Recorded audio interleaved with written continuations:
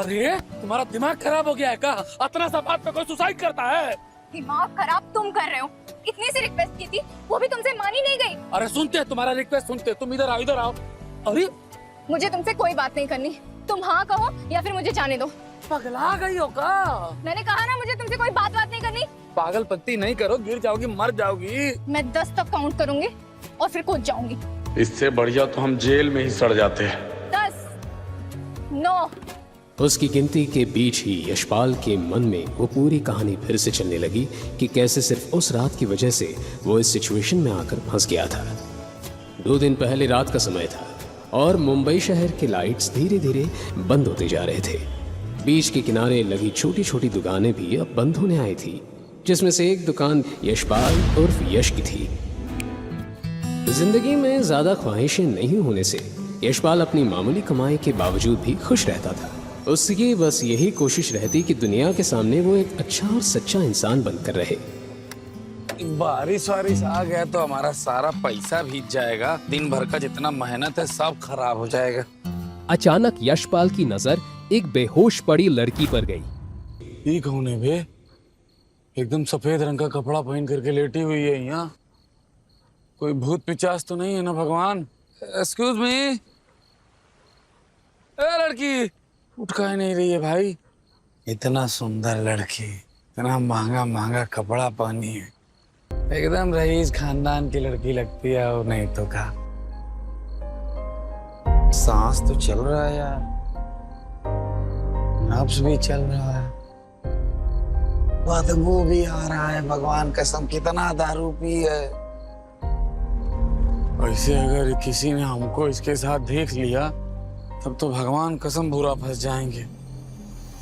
और ऐसे रात को अकेला इसको छोड़ के हम जा नहीं सकते। क्या करें भाई? नहीं नहीं नहीं, नहीं। हमारा आत्मा गवाही नहीं दे रहा है।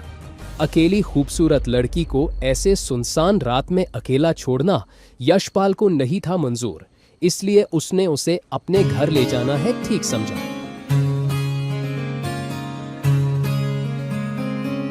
वैसे मैं बता दूं कि ये रात यशपाल की जिंदगी का टर्निंग पॉइंट है।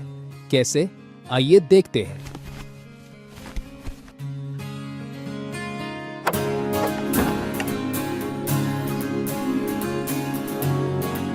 क्या करें? जैकेटवा उतार देखा।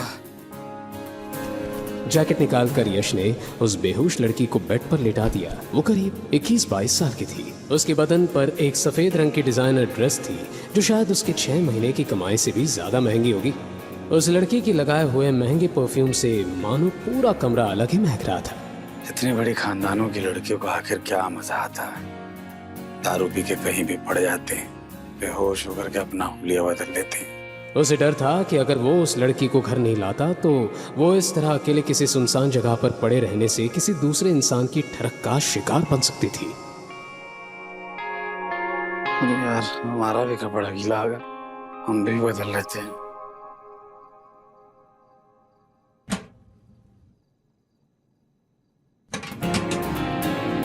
पूरा कमरा गमका दी तुम।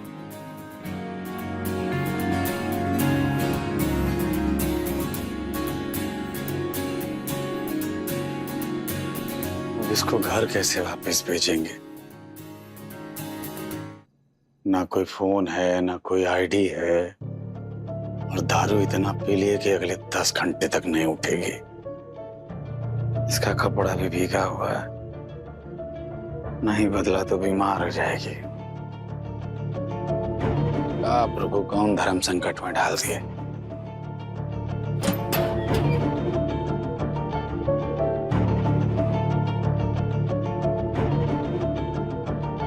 अरे यार ससुर, तुम इसका कपड़ा कैसे बदलोगे बे? लेकिन बदलना तो पड़ेगा, नहीं बदला तो सवेरे तक तो जान निकल जाएगी इसकी। अस्पताल लेके जाना पड़ेगा। इज्जत भी तो तभी रहेगी जब जीवन रहेगा। यश को डर था कि कोई उसे उस लड़की के कपड़े बदलते हुए ना देख ले, क्योंकि अगर किसी ने देख लिया तो यश इतना बदनाम होता कि उसे अपनी चाय की टपरी बंद करके गांव भी जाना पड़ सकता था।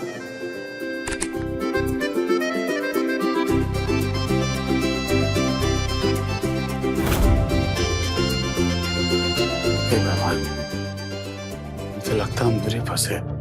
यश को उस कार्ड में ऐसा क्या दिखा जिससे वो बुरी तरह डर गया था?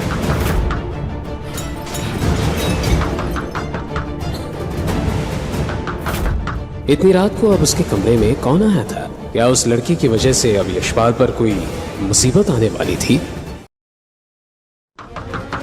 रात के 2:30 बजे कौन आ गया भाई? दरवाजे पर हुई दस्तक से यशपाल का टेंशन बढ़ने लगा। उसे डर था कि अगर किसी ने भी उसे एक अनजान लड़की के साथ देख लिया तो बवाल हो जाएगा। यशपाल सर, अरे यार, ये श्रुति आधी रात को यहाँ कैसे आ गई? अगर इसको गलती से भी पता चलेगा कि हमारे साथ यहाँ पर इस कमरे में एक लड़की है तो ये भगवान, हमारी इज्जत के तो धज्जियां उड़ जाएंगी। सो गए क्या सर? बाहर खड़ी लड़की उसकी पड़ोसी थी और एक अच्छी दोस्त भी थी। कहाँ हो गया? कपड़ा बदल रहे थे अंदर, ठीक हो ना तुम? 2:30 बज रहा है। अरे नहीं नहीं सर, सब ठीक है। मैं तो बस देख रही थी कि आप वापस आए कि नहीं। वो आज मौसम बड़ा खराब है ना, इसीलिए। हाँ तो तुम्हारा पढ़ाई लिखाई ठीक चल रहा है ना? वो तुम्हारा फीस देने लेने का कुछ झंझट चल रहा है तो सब हो गया कि नहीं हो गया? नहीं नहीं, फीस की तो ऐसी कोई बात नहीं हुई। हाँ चलो कोई बात नहीं। अरे हाँ, क्यूटी प्यूटी, जाओ सब ठीक ठाक है। Good night. हाँ आप भी ना सर, ये इंटरनेट से नए नए शब्द सीख के कुछ भी बोलते हो। Good night. Good night.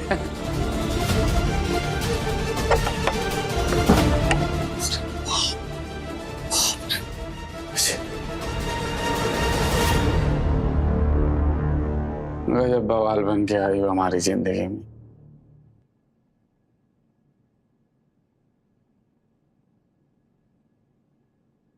ये ऐसा महंगा महंगा डिजाइनर कपड़ा, इसको खोले कहाँ से, बांधे कहाँ से? ससुर, कुछ समझ में नहीं आ रहा है हमको। प्रभु, कुछ तो दिशा निर्देश दो। हे मैडम, हेलो। यश अब उसके कपड़े चेंज करने में और भी ज्यादा डर रहा था, लेकिन दूसरी ओर वो सर्दी के मारे खांसने भी लगी थी। यश ने फिर अपने रूम में रोशनी कम कर और अपनी आंखें बंद कर जैसे तैसे उस लड़की के कपड़ों को चेंज कर ही दिया।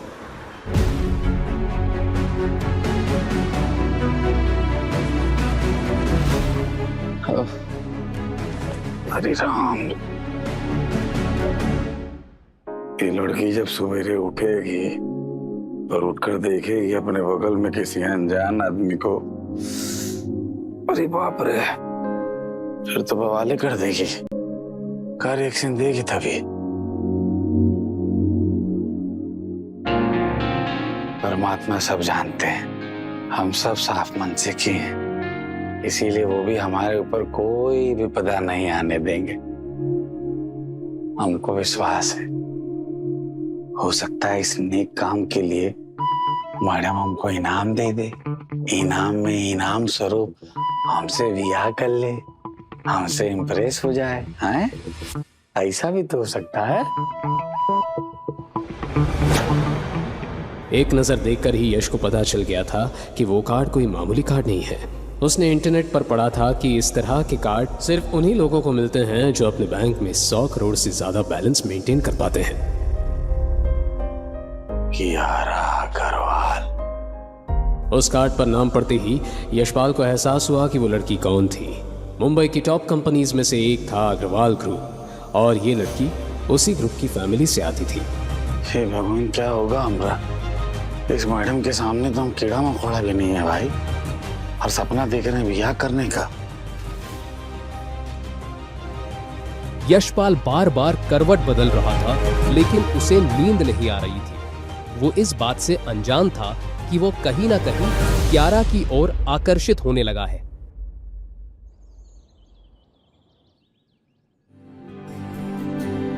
अगली सुबह जब यश की आंखें खुली तो उसने कियारा को अपने नजदीक पाया। उसका हाथ यश के सीने पर था।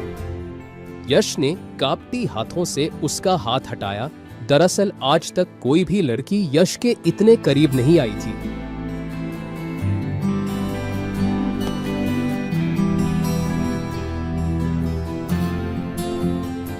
वाह, जन्नत जैसा माहौल हो गया है।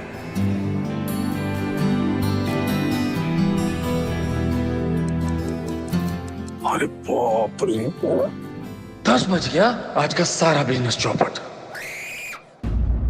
कियारा की आवाज सुनकर यश का चेहरा लाल पड़ गया।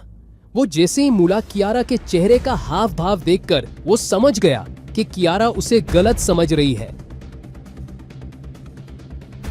जैसा आप सोच रही हैं ना वैसा कुछ है नहीं, समझी आप? तुम कौन हो? मैंने पूछा तुम कौन हो? अच्छा आप शांत हो जाइए, हम आपको बताते हैं ना हम कौन है, सब बताते समझाते हैं। अरे शांत हो जाइए मैडम, शांत हो जाइए। आपको पता भी है रात को कितनी पी थी आप? रात को ना बीच के किनारे पड़ी हुई थी, आपको अंदाजा भी नहीं है आपने कितना पिया हुआ था।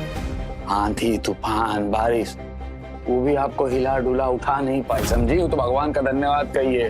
महादेव उन्होंने हमको भेज दिया आपके पास, शुक्र मनाइए हम आपको उठा करके ही अपना घर ले आए, नहीं तो परमात्मा ही जाने आपके साथ क्या होता क्या नहीं होता, मतलब समझ रही हैं? बीच? हाँ। Oh shit. अरे यहाँ इधर है बाथरूम, इधर है। वहाँ कहाँ जा रही? इधर है बाथरूम। जाना है का? अपना हील तो लेते जाइए। वो लड़की बिना कुछ कहे बस रोते हुए यश के रूम से भाग निकली थी, जिससे यश को भी काफी बुरा लगा। कमाल है यार आजकल की लड़की, ये बड़े घर की लड़की थैंक यू बोलना भी नहीं जानती है का?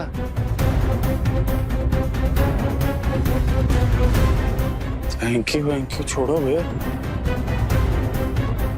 कहीं अग्रवाल साहब की बेटी हमारे ऊपर केस न कर दे। ससुरा खाया पिया कुछ नहीं, गिलास तोड़ा बाहर आना।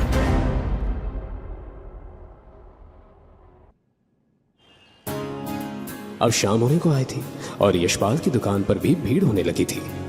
यश के हाथ फिलहाल लोगों को चाय के कप देने में लगे थे, लेकिन उसका दिमाग अभी तक पिछली रात और आज सुबह के हादसे को भुला नहीं पा रहा था। अरे नहीं यशपाल सर, देखिए ना 500 का नोट है, छुट्टा भी नहीं और ये ऑनलाइन भी काम नहीं कर रहा है। यश ने कुछ भी जवाब नहीं दिया। यश का सिर्फ हाथ चाय के पतीले में घूमता जा रहा था, लेकिन दिमाग कहीं और था। यशपाल सर, यशपाल सर, हाँ कहाँ ध्यान है आपका? यही है ना, बताओ क्या बात है? यही ध्यान है मेरा। 10 रुपए की चिप्स ली और 500 का नोट दिया है, छुट्टे नहीं है, अब क्या करूं? अरे दे दो ना छुट्टे। अभी वो श्रुति से अपनी बात कह भी नहीं पाया था कि तभी उसका फोन बजा। फोन एक अननोन नंबर से था।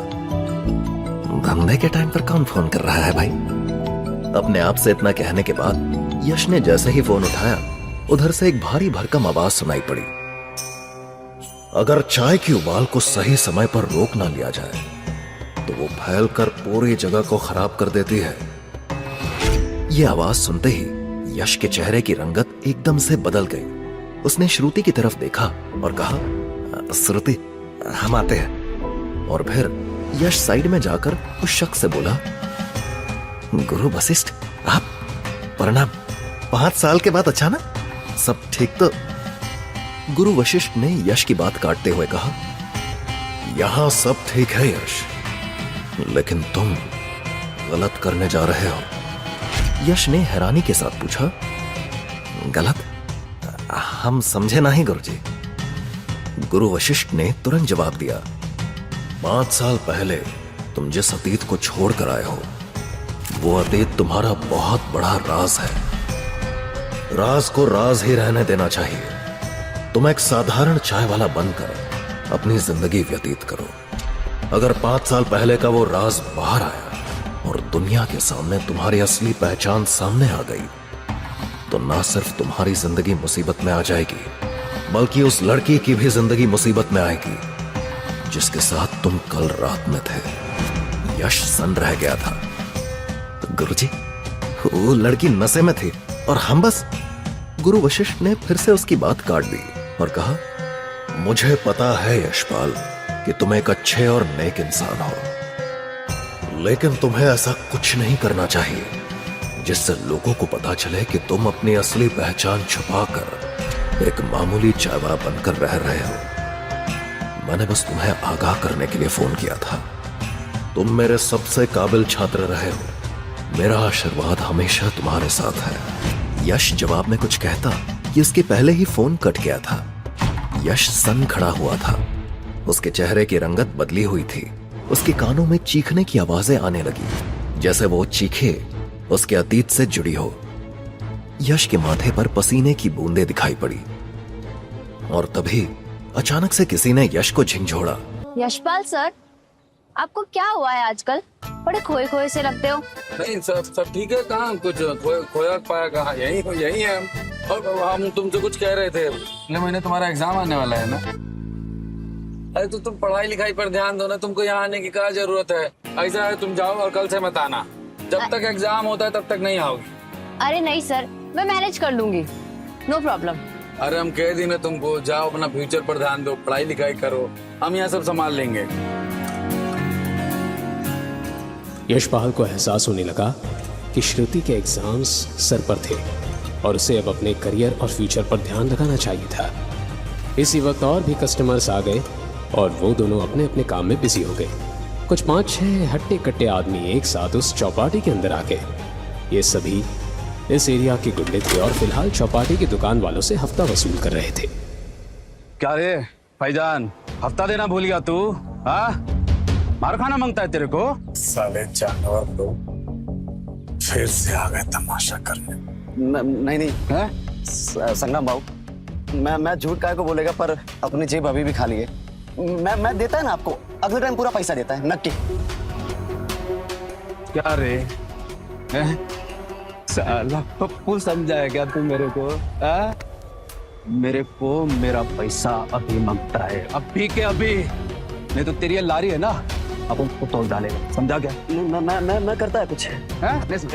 तोड़ तोड़। संगम भाई, पैसा ऐसे मत करो। पैसा सबसे बोल रहा है तू करेगा तब करेगा। मत करो संगम भाई। ससुर बहुत चर्बी चढ़ा है इन लोगों को। संगम भाई,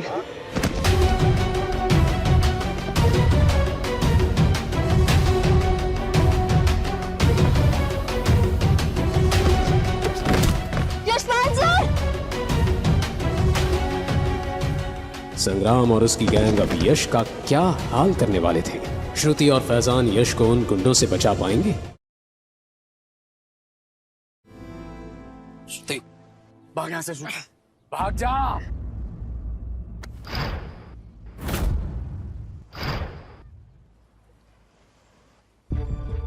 संग्राम, मैं कह रहा हूँ